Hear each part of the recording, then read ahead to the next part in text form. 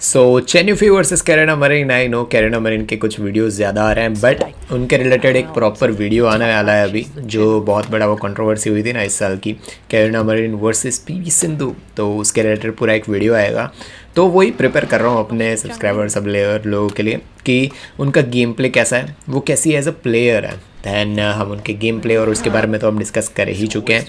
इस वीडियो में प्रॉपरली हम पहले तो डिस्कस करने वाले हैं कि कैरेना मरीन का गेम प्ले है वो कैसे बिल्डअप होता है।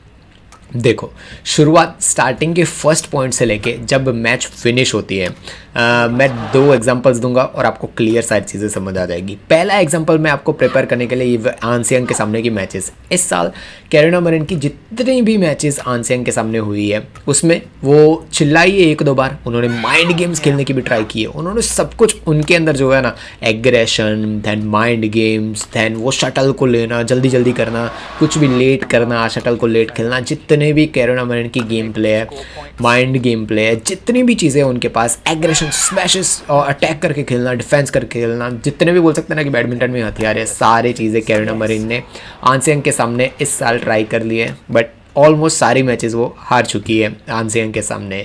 वो चीज़ क्या होती है पता है कि ये एग्जांपल देने के बाद अब मैं आपको बताता हूँ कि कैरेना मरीन का मेन गेम प्ले क्या है, तब आपको चीज़ें एकदम क्लियर होगी।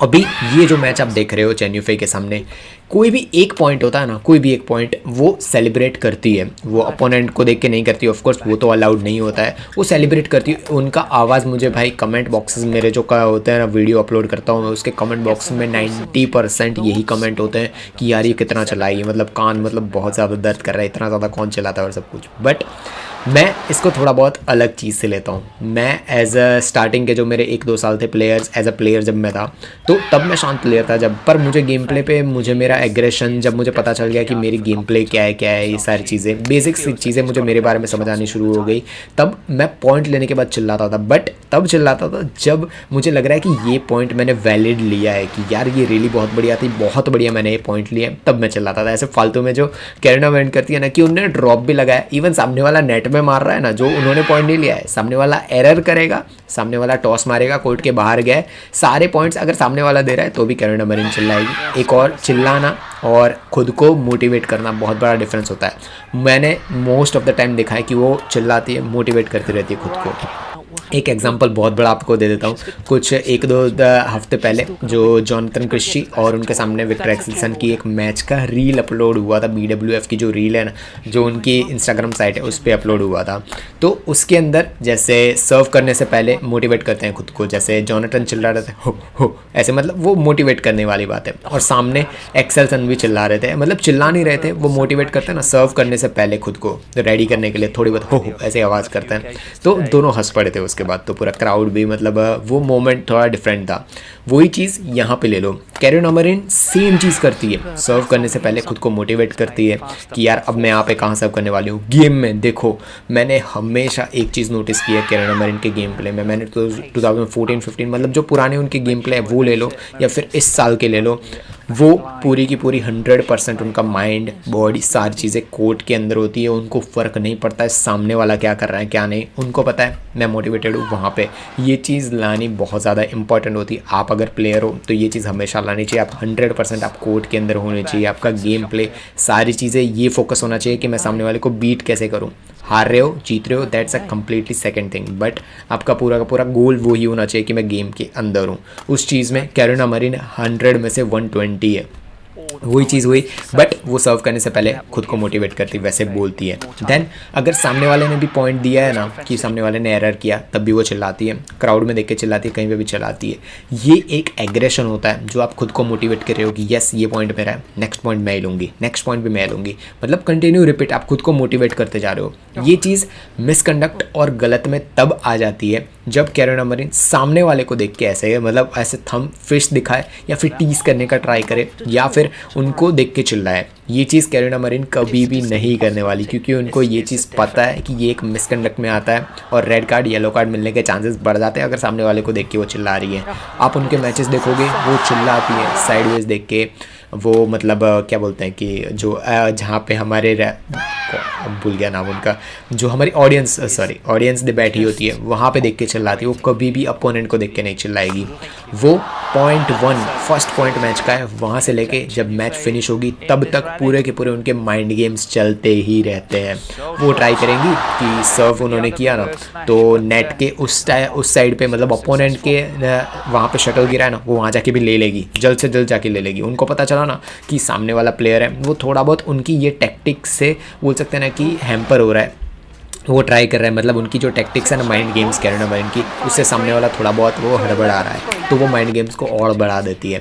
देखो यही चीज़ एग्जांपल जब मैंने आंसियंग का एग्जांपल दिया था वो ये है कि आंसियंग के सामने उन्होंने पूरी दुनिया की माइंड गेम्स ट्राई कर लिए, बट आंसियंग फिर भी जीती। उसका सबसे बड़ा रीज़न ये था कि आंसियंग भी कैरेना मरीन जैसी ही प्लेयर है जो कोर्ट में होती है, उनका माइंड बॉडी सारी चीज़ें कोर्ट में होती है। नेक्स्ट पॉइंट कैसे लेना है, उन पे उनका पूरा का पूरा माइंड होता है। उनका ये माइंड नहीं होता है कि अपोनेंट मेरे साथ क्या कर रहा है। अपोनेंट बोलेगा ना कि शटल चेंज करना है, आंसियंग चली जाएगी शटल चेंज करने, ये लो नेक्स्ट शटल। अगर अपोनेंट कुछ भी मतलब ऐसी सामने वाला क्या कर रहा है क्या नहीं, कुछ भी चीज़ों पे उनका फोकस होता है नहीं, उनका ये होता है नेक्स्ट पॉइंट में क्या करना है। ये पॉइंट चला गया अगर, तो नेक्स्ट पॉइंट में मैं क्या करूँगी।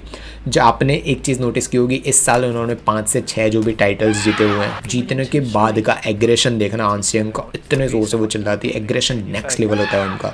बट यही चीज़ होती है कि वहीं पे थोड़ा बहुत डिफरेंट आ जाता है कैरेना मरीन का, जो सारे पॉइंट्स लेने के बाद चिल्लाती है, खुद को मोटिवेट करती है।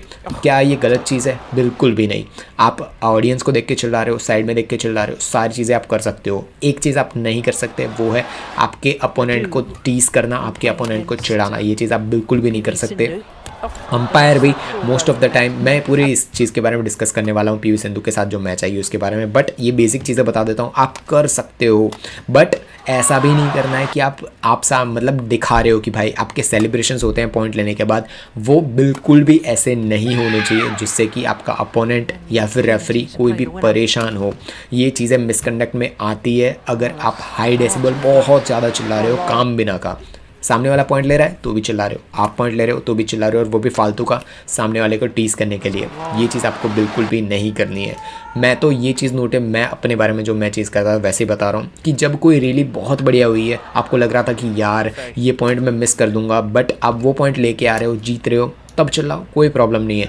आप खुद को मोटिवेट कर सकते हो धीरे धीरे, कम ऑन ये बोल के भी आप खुद को मोटिवेट कर सकते हो। पीवी सिंधु करती है, बहुत सारे, इवन चेन्नई फी भी करती है, अच्छे पॉइंट्स लेने के बाद वो भी चिल्लाती है।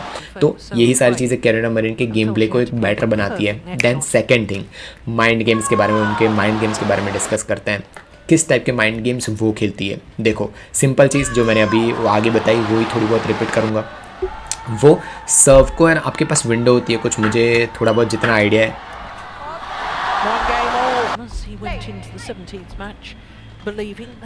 जो वीडियो रिलेटेड जो मेन चीज़ आप बोल सकते हो कि आगे जो कैरेना मरीन है वहाँ से जैसे ही जाती है, ओके थोड़े बहुत वो वीडियो डिस्कशंस आगे रह गया था तो उसके लिए थोड़ी बहुत पॉज लेनी पड़ी। मेन चीज़ क्या है कि कैरेना मरीन माइंड गेम्स कब खेलती है, कैसे खेलती है, वो चीज़ आपको हर एक वीडियो में, मतलब उनके जितने भी मैचेस देखोगे उसके अंदर आपको आइडिया आ जाएगा। फर्स्ट पॉइंट से लेके 21st पॉइंट जब मैच फिनिश होती है तब तक उनके माइंड गेम्स चल रहे होते हैं। फर्स्ट वो जैसे आपके पास एक विंडो होता है सर्व करने से पहले 6 या 7 सेकेंड का, वो थोड़ा बहुत लेट कर सकते हो आप, जानबूझ के लेट नहीं करना है, आप ट्राई कर रहे हो, फोकस से कर रहे हो। तो वो क्या करती है, सामने वाला रेडी है ना तो थोड़ा बहुत और पीछे खींचती है, मतलब थोड़ा बहुत और लेट करती है शटल को मारना सर्व करने से पहले। तो ये चीज़ एक माइंड गेम्स में आती है। क्या ये इलीगल है? बिल्कुल भी नहीं, आपको अलाउड किया गया है, कुछ सेकंड्स होते हैं, वो परफेक्ट मुझे पता नहीं है, वो मैं आपको बता दूंगा बाद में। तो वो उतना वेट करके वो आपको वो सर्व कर रही है, तो आपको अगर आप कैरेना मरीन जैसे प्लेयर के अपोनेंट हो तो आपको पेशेंटली खेलना है, आपको बिल्कुल भी फोकस नहीं करना है कि सामने वाला अपोनेंट जैसे कैरेना मरीन है वो क्या कर रहे हैं। सर्व किया, आप आपके गेम के अंदर रहो, ये एक माइंड गेम हो गई। सेकेंड माइंड गेम वो क्या करती है, जानबूझ के है ना वो वाइप करने वाले होते हैं, वो होते हैं ना उनको बुलाती रहेंगी। ऑफकोर्स वो लीगल है, आप बुला सकते हो कि कोर्ट के अंदर स्वेट गिरा है उसको चेंज करने, मतलब साफ करने के लिए बुला सकते हो आप, सारी चीज़ें वो करती रहेंगी, वो इलीगल बिल्कुल भी नहीं है। बट वो ये चीज़ को बहुत ज़्यादा आप बोल सकते हो कि ज़्यादा करती रहती है। ये चीज़ मैंने नोटिस की है। ये सारी चीज़ें कैरेन अमरिन तब ही करती है जब उनको लगता है कि उनका अपोनेंट है ना वो बहुत ही ज़्यादा टफ है, सिर्फ गेम प्ले से काम नहीं बनने वाला है, तब वो माइंड गेम को लेके आती है। उन्होंने आंसेंग के सामने सब कुछ ट्राई कर लिया, नहीं हो पाया। देन थर्ड थिंग, वो अपोनेंट को टीज़ करने के लिए क्या करेंगी, जो नेट है ना उसके उधर, जैसे मैंने पॉइंट लिया है, मैं कैरेन अमरिन हूँ, मैंने पॉइंट लिया और शटल नेट के उस साइड पे है, मतलब अपोनेंट के कोर्ट के अंदर है, तो मैं क्या कर रहा हूँ, वैसे कैरेन अमरिन भाग के वो शटल को लेके आ रहा हूँ। ओरिजिनली क्या होता है कि अपोनेंट को वो शटल को मुझे पास करना होता है, मैं नेट के नीचे से उस साइड पे नहीं जा सकता, ये चीज़ अलाउड नहीं होती है, बट मैं कंटिन्यू वो जाके ले रहा हूँ। मेरा अपोनेंट जैसे पॉइंट गया ना, जैसे मेरा अपोनेंट कोर्ट में पीछे था, वहाँ से उसने कुछ मारा, नेट पे मारा और वो पॉइंट मुझे मिल गया। पीछे से उसे आगे आने तक थोड़ा बहुत टाइम लगने वाला है शटल को देने में। मैं क्या कर रहा हूँ, जल्दी से भाग के वो शटल ले रहा हूँ ताकि अपोनेंट को टाइम ना मिले ब्रीदिंग लेने का, और ब्रीदिंग नहीं लेगा वो तो माइंड उस लेवल पे काम नहीं करेगा। नेक्स्ट रैली जब भी होगी तो फट से कैरेन अमरिन उस पॉइंट को भी ले सकती है। ये है माइंड गेम्स, मतलब ये चीज़ क्या है कि लास्ट पॉइंट को इतना जल्दी कर दो कि सामने वाले को टाइम ही ना मिले नेक्स्ट रैली के लिए रेडी होने का। और अगर सामने वाला ऐसा बोले, जैसे पीवी सिंधु के साथ हुआ था कि आके कन्फ्यूजन में आके बोले कि यार ये तो शटल मेरे कोर्ट में थी, आपने कैसे ले लिया, तो सामने वाला तो वैसे भी आपके माइंड गेम्स में फंस चुका है। आपको यहाँ पे कौन सी चीज़ आप डिफरेंट कर सकते हो, एक चीज़ आप डिफरेंट कर सकते हो, वो आके शटल ले रही है, लेने दो, आप अपने टाइम पे आके वहाँ पे खड़े रहो, आपके गेम प्ले पे ट्राई करो, आपके गेम प्ले पे फोकस करो। आप ये चीज़ को जाके अंपायर को बता सकते हो कि ये मेरे कोर्ट में था, ये चीज़ वो नहीं कर सकती। अंपायर उनको वार्निंग देगा, नेक्स्ट टाइम वो करेंगे तो अंपायर के पास है कि वो येलो कार्ड दे या फिर जो भी उनके हाथ में है वो चीज़ कर सकते हैं। ये सारी चीज़ें कैरेन अमरिन को एक बेस्ट प्लेयर बनाती है। दैट माइंड गेम्स के बारे में और भी कुछ चीज़ें जो मैं डिस्कस करने वाला हूँ अपकमिंग वीडियोस में। मुझे पता है कैरेन अमरिन के बारे में बहुत ज़्यादा डिस्कशंस, कुछ और वीडियोस भी हो गए हैं, बट एक चीज़ मैं हमेशा बोलूँगा, कैरेन अमरिन जैसे प्लेयर्स बहुत कम बनते हैं। माइंड गेम्स के बारे में कुछ और डिस्कशंस मुझे करने हैं कि कौन सी चीज़ें वो बताती हैं, आप आपके गेम प्ले में कैसे उन चीज़ों को अप्लाई कर सकते हो। सारी चीज़ें आएगी, बहुत जल्द कुछ वीडियोज़ आएंगे। ये मैच तो ऑफकोर्स कैरेन अमरिन हार रही है, बट कुछ वीडियोज़ आएंगे अभी और जिसमें और डिस्कशन हो। कमेंट बॉक्स में आप कोई भी कन्फ्यूजन हो बता सकते हो।